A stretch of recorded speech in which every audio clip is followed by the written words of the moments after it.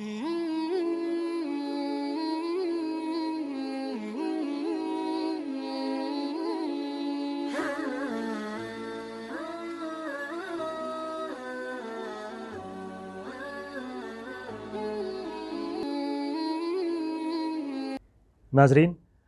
سالار digital کی ربیع الاول series میں آپ سب کا تہہ دل سے خیر مقدم ہے۔ ہم بات کر رہے ہیں سیرت النبی کی۔ اب تک ہم نے دیکھا کہ آپ صلی اللہ علیہ وسلم کے کئی پہلوؤں پر روشنی ڈالی جا چکی ہے۔ آج کا جو موضوع ہے وہ ہے حضور اکرم صلی اللہ علیہ وسلم کا حسن سلوک بچوں اور نوجوانوں کے ساتھ۔ اس موضوع پر بات کرنے کے لیے ہمارے ساتھ موجود ہیں ہماری قوم کے دو ہونہار نوجوان۔ سب سے پہلے میں استقبال کرتا ہوں محمد نعمان کا۔ یہ حافظ ہیں اور BA فائنل ایئر کے طالب علم ہیں، ساتھ ہی ساتھ UPSC کے امتحان کی تیاری بھی کر رہے ہیں۔ محمد نعمان، آپ کا اس پروگرام میں تہہ دل سے خیر مقدم ہے۔ شکریہ۔ ہمارے دوسرے ہونہار طالب علم ہیں امتثال حسین۔ یہ عالم ہے اور یہ بھی BA فائنل ایئر کی تیاری کر رہے ہیں، ساتھ ہی ساتھ یہ UPSC کے امتحان کی بھی تیاری کر رہے ہیں۔ امتثال، آپ کا اس شو میں خیر مقدم ہے۔ شکریہ۔ جیسا کہ آپ جانتے ہیں، ہم بات کر رہے ہیں نبی اکرم صلی اللہ علیہ وسلم کی سیرت کے بارے میں، اور آج کا موضوع ہے حضور اکرم کا معاملہ بچوں اور نوجوانوں کے ساتھ۔ تو سب سے پہلے نعمان صاحب، آپ سے سوال ہے کہ حضور اکرم کا برتاؤ بچوں کے ساتھ کیسا ہوتا تھا؟ کیا مثالیں ملتے ہیں ہمیں تاریخ میں ان کے برتاؤ کے بچوں کے ساتھ؟ بسم اللہ الرحمن الرحیم۔ من لم یرحم صغیرنا ولم یؤخر کبیرنا فلیس منا۔ آپ صلی اللہ علیہ وسلم کی حدیث مبارک کا یہ مفہوم ہے، جس میں آپ صلی اللہ علیہ وسلم نے کہا ہے کہ وہ شخص ہم میں سے نہیں جو بچوں پر شفقت نہ کرے اور بڑوں سے عزت و ادب سے پیش نہ آئے۔ یہی وجہ ہے کہ آپ صلی اللہ علیہ وسلم نے اپنی حدیث مبارکہ کے ذریعے ایک پیغام دیا ہے پوری انسانیت کو، آنے والی نسلوں کو، کہ بچے جو ہوتے ہیں ہمارے قوم کا بہت ہی قیمتی سرمایہ ہوتے ہیں۔ ہم جیسی ان کی کفالت آج کریں گے، جیسی ان کی پرورش آج ہوگی، کل کو وہ ہمارے قوم کو ویسے ہی ریپریزنٹ کریں گے، یعنی کہ اس کو پیش کریں گے۔ تو یہی وجہ ہے کہ آپ صلی اللہ علیہ وسلم کی ذاتی زندگی کا بھی اگر ہم مطالعہ کرتے ہیں تو ہمیں معلوم چلتا ہے کہ آپ صلی اللہ علیہ وسلم کے جو دو نواسے تھے، حضرت حسن حسین، جب آپ صلی اللہ علیہ وسلم جب نماز پڑھا کرتے تھے مسجد نبوی میں، اور جب آپ سجدے میں جایا کرتے تھے تو وہ آپ کے کندھوں پر کھیلنا شروع کر دیتے تھے۔ تو تاکہ ان کو تکلیف نہ ہو کسی طرح کی، آپ کیا کرتے تھے؟ سجدوں کو لمبی کر دیا کرتے تھے۔ تو اس بات سے یہ سمجھ میں ہمیں یہ نہیں دیکھنا ہے کہ آپ صلی اللہ علیہ وسلم اپنے سجدوں کو لمبی کیوں کیا کرتے تھے، بلکہ یہ دیکھنا ہے کہ آپ کو بچوں سے اتنی شفقت تھی کہ آپ چاہتے نہیں تھے کہ آپ کے کسی بھی ایک عمل سے بچوں کو ذرہ برابر بھی تکلیف محسوس ہو۔ یہی معاملہ آپ کی جو بیٹی ہیں حضرت فاطمہ رضی اللہ تعالیٰ عنہ، ان کے ساتھ بھی وہی تھا۔ کہتے ہیں کہ جب آپ صلی اللہ علیہ وسلم جب اپنی بیٹی جب ان کے گھر کو آیا کرتی تھی حضرت فاطمہ رضی اللہ عنہ، تو آپ صلی اللہ علیہ وسلم ان کے استقبال میں کھڑے ہو جایا کرتے تھے۔ اب ظاہر سی بات ہے کہ ایسی شخصیت جو کہ پوری انسانیت کے لیے رحمت عالم ہے، وہ شخصیت اپنی اولاد کے لیے کھڑی ہو کر اس کا استقبال کر رہی ہے، تو آپ یہاں سے اس بات کا اندازہ لگا سکتے ہیں کہ بچوں کو کس درجہ کی محبت دینی چاہیے، بھلے وہ آپ کے ماں باپ ہوں یا پھر آپ کسی کے بھی بچوں کے ساتھ ہو، صرف اپنے بچوں کے ساتھ نہیں ہو۔ تو یہ رویہ تھا آپ صلی اللہ علیہ وسلم کا بچوں کے ساتھ۔ میرا اگلا سوال ہے امتثال حسین صاحب سے۔ محمد نعمان نے ہمیں بچوں کے جو واقعات بتائے وہ گھر کے بچوں کے تھے۔ یہ بتائیے کہ حضور اکرم کا سلوک باہر کے بچوں کے ساتھ کیسا ہوا کرتا تھا؟ بسم اللہ الرحمن الرحیم۔ جیسا کہ ہم لوگ دیکھیں آپ صلی اللہ علیہ وسلم کی ایک ذاتی زندگی کیسی تھی، آپ صلی اللہ علیہ وسلم کا مزاج اپنے گھر والوں کے ساتھ کیسا ہے، ذاتی زندگی دیکھیں، اس سے یہ بھی پتہ چلتا ہے کہ آپ صلی اللہ علیہ وسلم اپنے فیملی کے ساتھ کیسا برتاؤ کرتے تھے۔ بٹ اس چیز کو آپ صلی اللہ علیہ وسلم صرف دین کو اپنے گھر تک محدود نہیں رکھے تھے، بلکہ آپ صلی اللہ علیہ وسلم کا یہ مزاج تھا کہ آپ صلی اللہ علیہ وسلم نے پوری ساری سوسائٹی میں اپنا ایک دین کو ایک صحیح طریقے سے ریپرزینٹ کیا تھا۔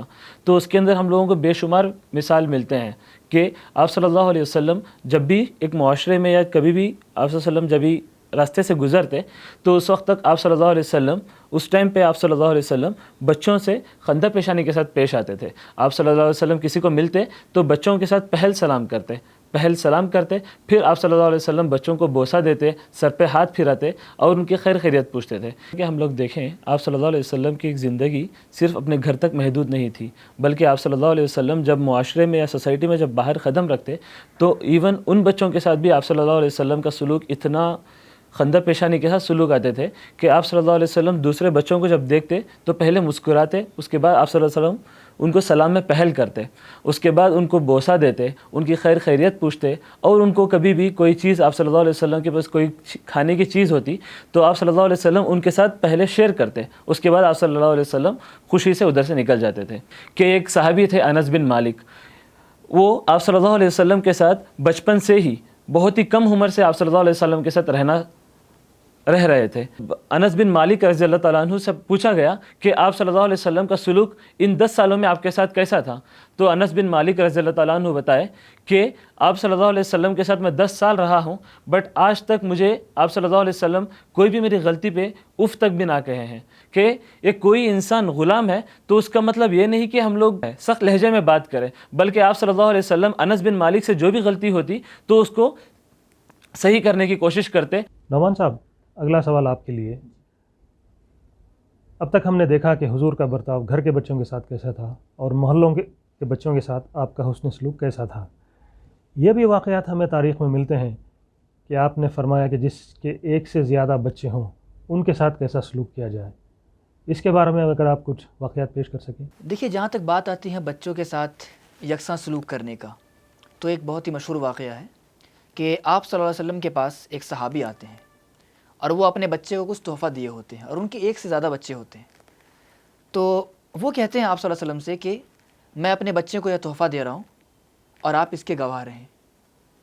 آپ صلی اللہ علیہ وسلم ان سے سوال کرتے ہیں کہ کیا آپ نے اپنے دوسرے بچوں کو بھی ایسا ہی تحفہ دیا ہے یا پھر آپ نے ایسا ہی معاملہ ان کے ساتھ کیا ہے؟ تو ان کا جواب رہتا ہے کہ نہیں، میں نے ایسا نہیں کیا. تو اس پہ آپ صلی اللہ علیہ وسلم نے ناپسندیدگی کا اظہار کیا اور اس عمل کو ناپسندیدہ کہا. کیونکہ بچوں کے اندر جو بنیادی کیفیت کیا ہوتی ہے کہ ہر بچہ خواہش مند ہوتا ہے کہ اگر اس کے گھر میں کچھ اس کے والد اس کے والدین کچھ لاتے ہوں تو وہ بچے کو ہر کسی کو ملنا چاہیے، اور اگر ایک کو نہ ملے تو ظاہری طور پہ کیا ہوتا ہے کہ وہ خاموش رہ جاتے ہیں. اور کچھ بچے ایسے ہوتے ہیں جو کہ ضد بھی کرتے ہیں، مگر ان کے اندر ایک یہ فیلنگ آ جاتی ہے کہ ہمارے ساتھ ناانصافی ہوا ہے، ہمارے ساتھ ظلم ہوا ہے، جو کہ وہ کھل کے بول نہیں پاتے. تو اس سے کیا ہوتا ہے کہ ان کی ذہنی ان کا جو مینٹل ڈیولپمنٹ ہوتا ہے ان پہ بھی کئی حد تک اثر پڑتا ہے. تو آپ صلی اللہ علیہ وسلم کی ذات جو ہے اتنی معتبر ذات تھی کہ آپ صلی اللہ علیہ وسلم زندگی کو ہر پہلو سے دیکھا کرتے تھے، بھلے وہ کسی بچے کی زندگی ہو یا پھر کسی بڑے کی زندگی ہو. تو ان سب چیزوں کو مد نظر رکھتے ہوئے آپ صلی اللہ علیہ وسلم نے کہا کہ جو انسان اپنے گھر والوں کے ساتھ اچھا ہے، اپنی فیملی ممبرز کے ساتھ اچھا ہے، وہ ہم میں سے بہتر انسان ہے. کیونکہ یہ انسان وہی انسان ہوگا جو کہ باہر سماج میں بھی ایک اچھے انسان کا رول نبھا سکتا ہے. تو یہاں سے ہمیں معلوم چلتا ہے کہ آپ صلی اللہ علیہ وسلم نے جو بیسک انسٹیٹیوشن ہے انسانیت کا، فیملی جسے کہتے ہیں، وہاں سے آپ نے بتایا کہ ہمیں ایکویلٹی، ایکسائی، اس چیز کو ہم کیسے آگے پروموٹ کریں اور اگلی جو نسلیں آتی ہیں ان کے اندر یہ بات کیسے، اس بات کو ہم پیدا کریں کہ ہمیں ہر کسی کو ایک نظر سے دیکھنا ہے، کسی کے ساتھ ہمیں کسی بھی طرح کی تفریق نہیں کرنی ہے. ہر طرح کے جتنے بھی چیزیں جو بھی فرق ہے ہمارے اندر پائی جاتے ہیں ان سارے فرق کو مٹا کر سب کو ایک نظر سے دیکھنا ہے. تو یہ چیز جو ہے ہمیں آپ صلی اللہ علیہ وسلم کی زندگی میں بچوں کے ساتھ سلوک کرتے ہوئے بھی دیکھنے کو مل جاتا ہے. امتثال صاحب، ایک مشہور حدیث ہے جس میں رسول اکرم نے فرمایا کہ جو رحم نہیں کرتا اس پر رحم نہیں کیا جاتا. یہ ذرا واقعی آپ بتائیں گے؟ جی، جیسا کہ وہ چیز بتائی گئی ہے کہ ایک بہت ہی مشہور حدیث ہے، من لا یرحم لا یرحم. آپ صلی اللہ علیہ وسلم اس حدیث میں بتایا ہے جو دوسروں پہ رحم نہیں کرتا اللہ اس پہ رحم نہیں کرتا. کہ جب تک ہم لوگ کوئی انسانیت پہ، بچے ہو یا بوڑھے یا جوان ہو یا بچے، ان سب پہ اگر ہم لوگ رحم نہیں کریں گے تو اللہ تعالیٰ ہم پہ رحم نہیں کرے گا. اور اس کے بعد یہ چیز بہت ہی مشہور تھی جب آپ صلی اللہ علیہ وسلم مدینہ میں تھے کہ جو بھی انسان باہر اپنے بچوں کے ساتھ نکلتا تھا اس کو عائب کی طرح دیکھا جاتا تھا. بٹ جب آپ صلی اللہ علیہ وسلم اپنے نواسوں کو، ایک حسن اور حسین کو 2 کاندھے میں لے کے جب باہر نکلے تو بہت سارے لوگ تعجب ہو گئے اور سوچا کہ یہ کیا ہو رہا ہے. بعد میں جب آپ صلی اللہ علیہ وسلم کو بہت سارے صحابہ آ کے پوچھے کہ اے نبی آپ اپنے بچوں کو ساتھ میں لے کے آئے ہو، تو آپ صلی اللہ علیہ وسلم نے بولا کہ یہ تو میرا بچوں کی طرف محبت ہے جو میں اپنے آپ کو اظہار کر رہا ہوں، یہ تو میں اپنی طرف سے جو محبت ہے جو بچوں کو باہر لے کے آ کے میں بچوں کو خوشی دے سکتا ہوں۔ تو آپ صلی اللہ علیہ وسلم جب بھی باہر نکلتے تو بچوں کو ساتھ میں لے کے چلتے، اور اس وقت جب عرب میں یہ چیز بہت ہی حقیر مانا جاتا تھا، جب آپ صلی اللہ علیہ وسلم اپنے نواسوں کو لے کے باہر معاشرے میں آئے تو ایک آپ صلی اللہ علیہ وسلم ایک زندہ مثال بن گئے، جو ایک اسٹیریوٹائپ جو ہوتا ہے سوسائٹی میں، جو ایک بیکورڈنس ہوتا ہے، جو آپ صلی اللہ علیہ وسلم نے بچوں کو ایک صحیح ایک مقام دیا معاشرے میں کہ بچے بھی ایک معاشرے کے حصے ہیں جہاں وہ لوگ اپنے ماں باپ کے ساتھ باہر نکل سکتے ہیں۔ اسی طرح ایک دفعہ کا واقعہ ہے کہ آپ صلی اللہ علیہ وسلم جب حسن اور حسین کو جب باہر لے کے آئے تھے تو آپ صلی اللہ علیہ وسلم اپنے بچوں کو بوسہ دے رہے تھے، اپنے بچوں کو گلے سے گلا لگا رہے تھے۔ تو اس وقت ایک صحابی آئے اور پوچھے کہ اے نبی مجھے تو 10 بچے ہیں اور میں انہیں کبھی ایسا پیار نہیں دیا ہوں، پر آپ تو ان 2 بچوں کو اتنا زیادہ پیار کر رہے ہو۔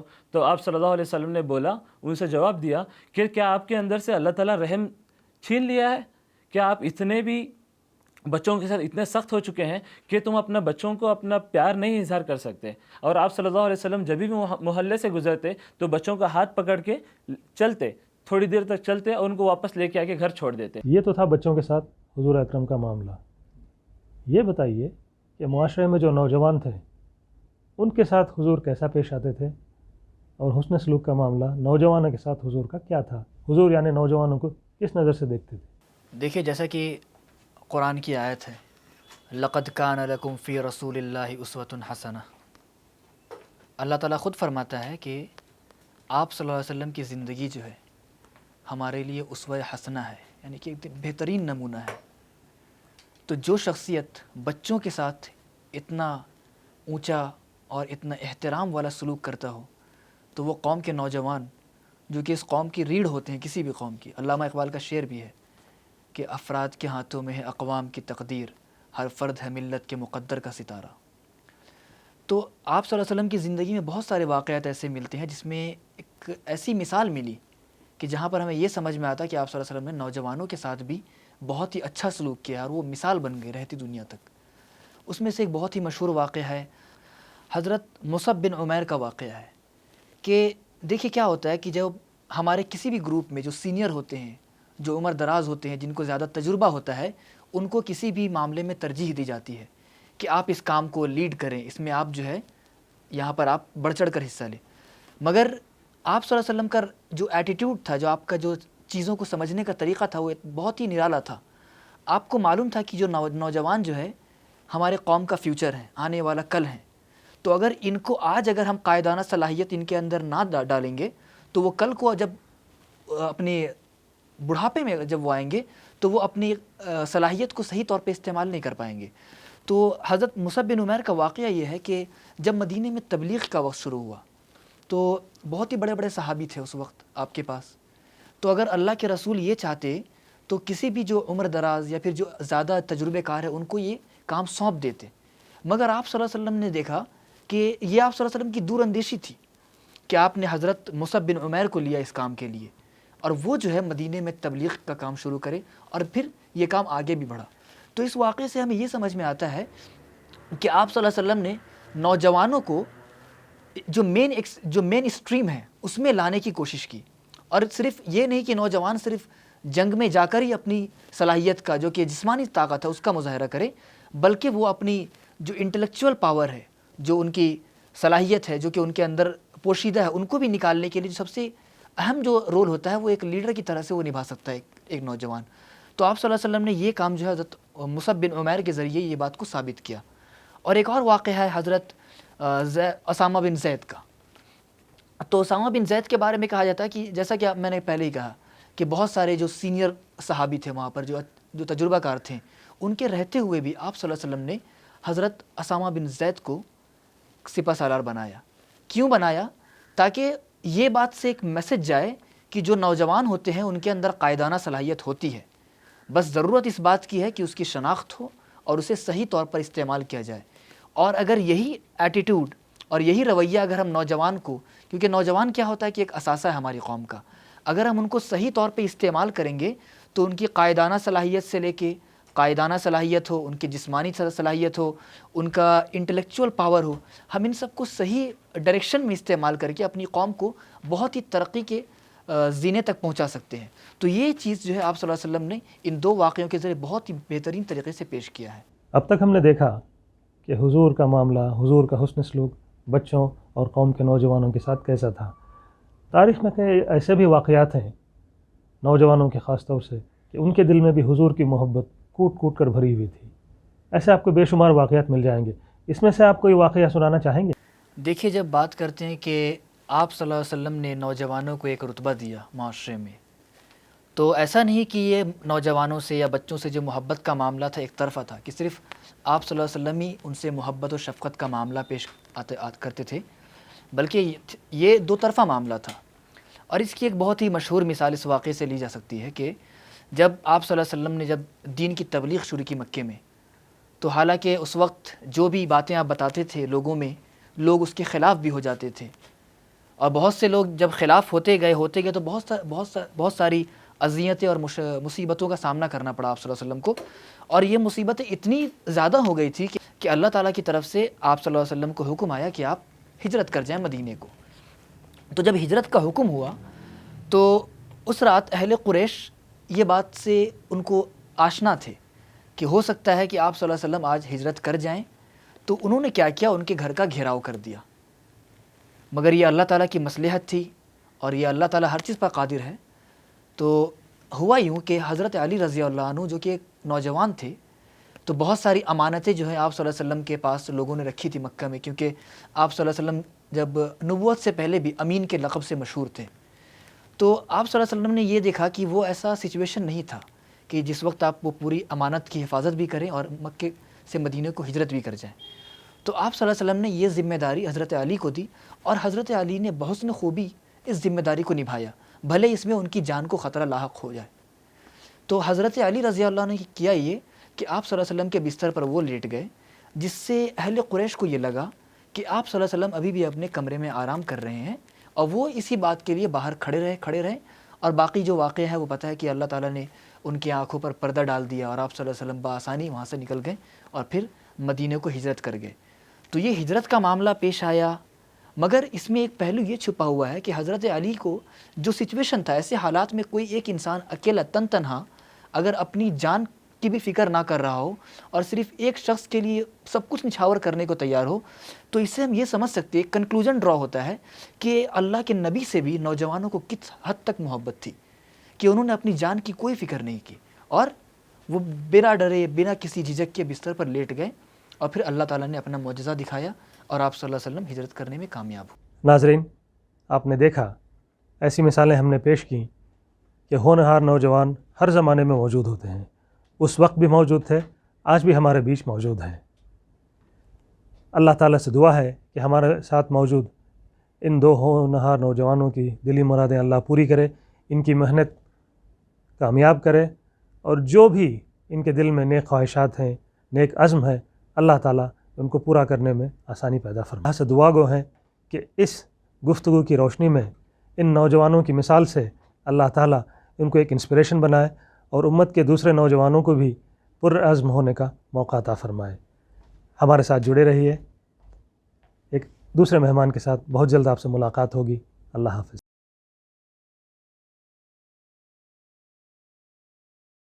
کھلا ہے سبھی کے لیے باب رحمت، وہاں کوئی رتبے میں ادنا نالی، مرادوں سے دامن نہیں کوئی خالی، قطارے لگائے کھڑے ہیں سوالی، مرادوں سے دامن نہیں کوئی خالی، قطارے لگائے کھڑے ہیں سوالی، کھلا ہے سبھی کے.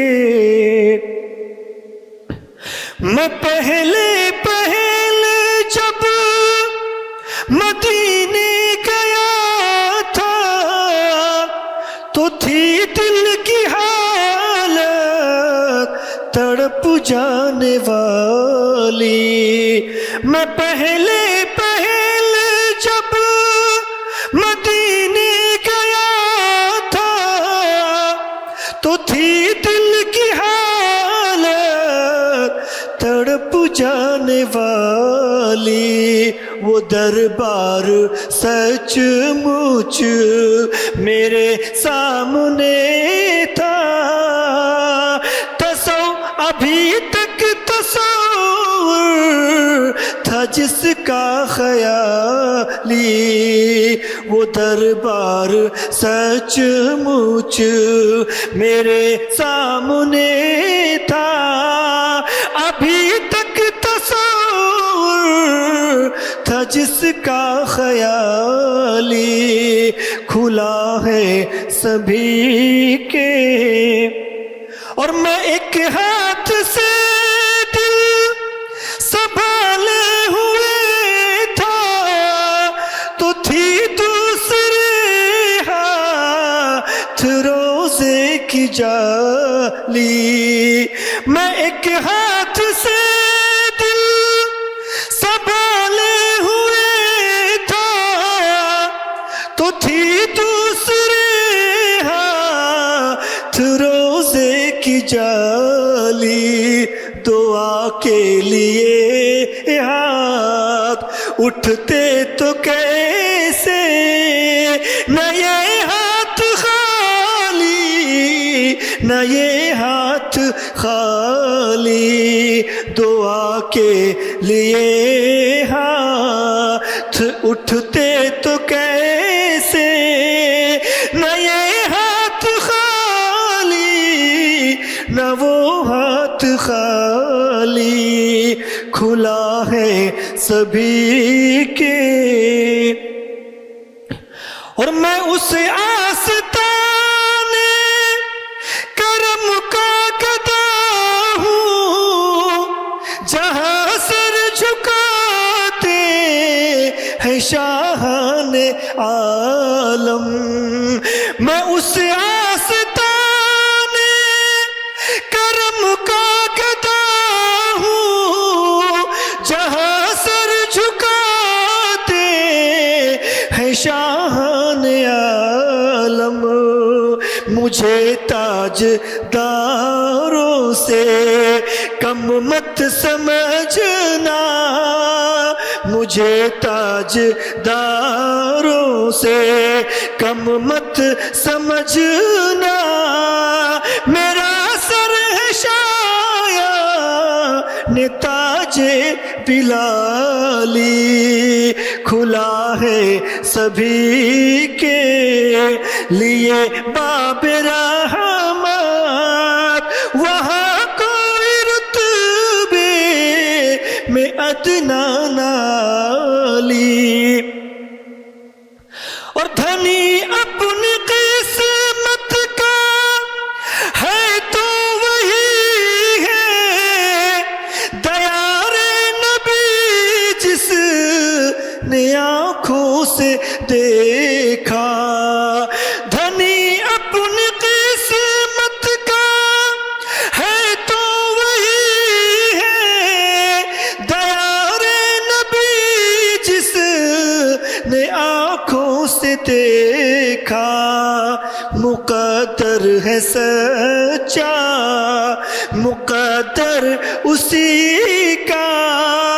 نگاہ کرم جس پہ آقا نے ڈالی. مقدر ہے اس کا مقدر ہے سچا مقدر اسی کا. نگاہ کرم جس پہ آقا نے ڈالی. کھلا ہے سبھی کے لیے باب رحمت. وہاں کوئی رتبے میں ادنا نالی.